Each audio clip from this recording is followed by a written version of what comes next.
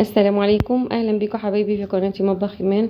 النهارده هنعمل اقوى تتبيله للفراخ هتخليها تطلع معاكي جوسي خالص، سواء بقى حطيتيها في شوايه سواء حطيتيها في صينيه. يعني انا كنت هعملها معاكم في الكيس الحراري في الفرن، وبعد كده الموضوع ما كملش، بس يلا يمكن خير. بس في الاخر طلعت جوسي وجميله جدا، ويلا بينا نشوف مع بعض ايه اللي حصل مع اقوى تتبيله.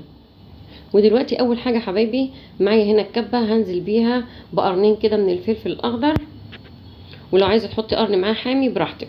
وهنزل هنا ببصلايه كبيره، وكمان 3 فصوص كده من الثوم، ومعايا هنا طماطميه مقطعه كده 4/4، وضربتهم بقى كده في الكبه.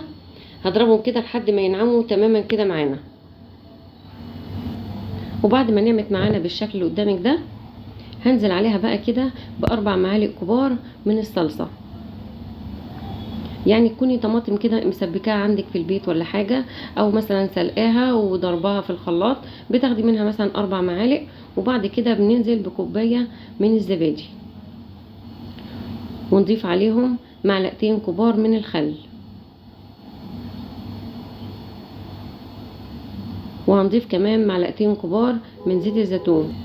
ولو مش متوفر عندك زيت الزيتون تقدري تحطي اي نوع زيت انتي بتستخدميه. تمام كده.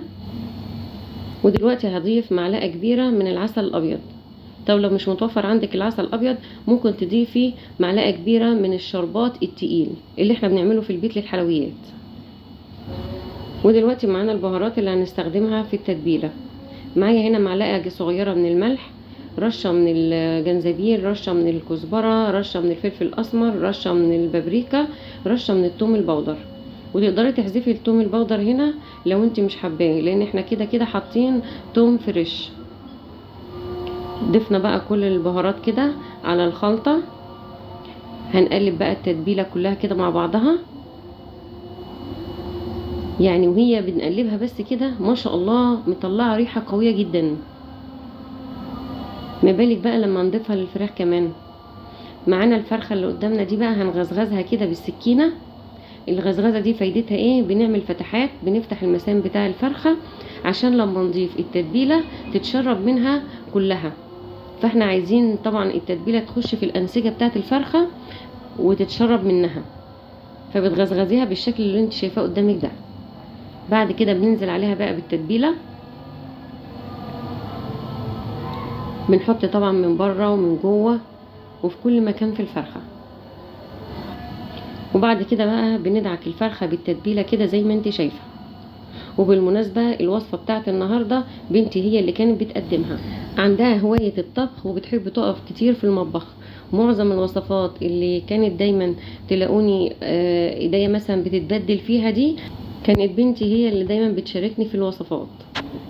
ونرجع بقى للتتبيله. دلوقتي بعد ما تبلنا الفرخه كده بنسيبها بقى على بيات لحد تاني يوم، وطبعا بنسيبها في التلاجة.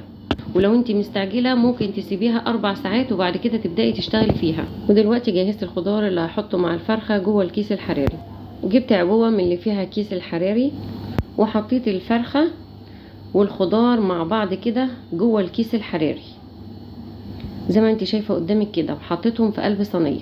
هاجي بقى على البوز بتاع الكيس من بره خالص كده زي ما انت شايفه، وهنقطع حته صغيره. بعد كده بنقوم تانيينها زي ما انت شايفه كده، وتخلي الحته المفتوحه لفوق عشان كميه السوائل اللي هتنزل من الخضار هي دي اللي هتسوي الفرخه. فطبعا عايزين الكيس يفضل محتفظ بالسوائل دي. تمام.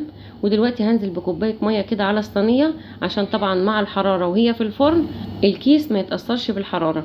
تمام كده. وبشد الفتحه كده برفعها لفوق عشان طبعا السوائل لما تنزل وتقعد تغلي ما تنفقدش احنا السوائل اللي الفرخه تستوي عليها. وبالنسبه لفكره ان احنا نغزغز الكيس كده ونعمل فيه اكتر من خرم ما بايدهاش، لانها طبعا بتخلي الفرخه تفقد كل السوائل. ويا ريت يا حبايبي اللي وصل معانا لحد هنا ما ينساش يدعمنا باللايك.